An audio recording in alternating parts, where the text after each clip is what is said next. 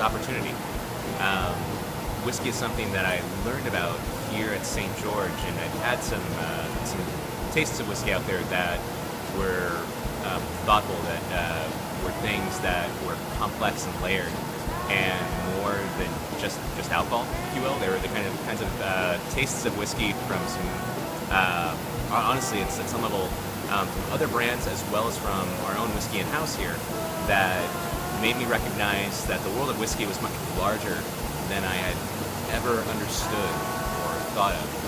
And it was almost, at that point, kind of an infatuation of something that I ended up falling down the rabbit hole of learning more about whiskey, and in that process being terribly frustrated by it, which made me want to learn even more and sort of push further into that world.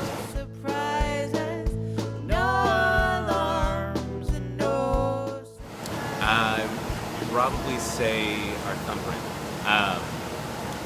We make St. George Single Malt here is nearly a 20-year-old project started by Lance Winters and your group.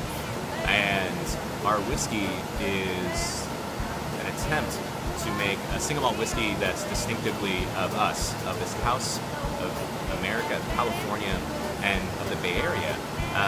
In the early days of Lance and York's trials with playing around with whiskey, they would have some great concepts, and every time that they thought that they got into a good track, York's comment would very often be, this is really interesting, it's inoffensive, but this smells like this other distillery. We don't want to do that. If we're going to make something, we want to make a contribution to that dialogue to really further progress it and contribute rather than just being more noise.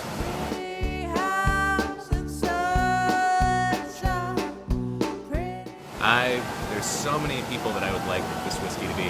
I think if our whiskey was a person, though, I would probably suggest that it's Bill Murray.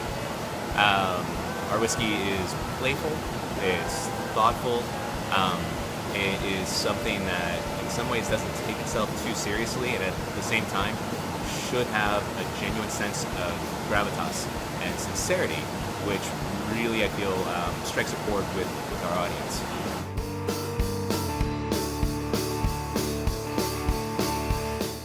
Anytime, anywhere, anyplace. I have to say that most recently, the whiskey drink that I've probably had the most of is a highball. And a highball is going to simply be, whiskey, some soda. If you want to get really fancy, just a touch of basically a little peel of lemon. Usually rim the glass with that peel of lemon, and then I throw it away because I don't want the lemon to actually overshadow the whiskey in that highball. But if you have a good, rich meal, maybe a spicy bowl of ramen and a highball, life is not bad. Life is very, very good.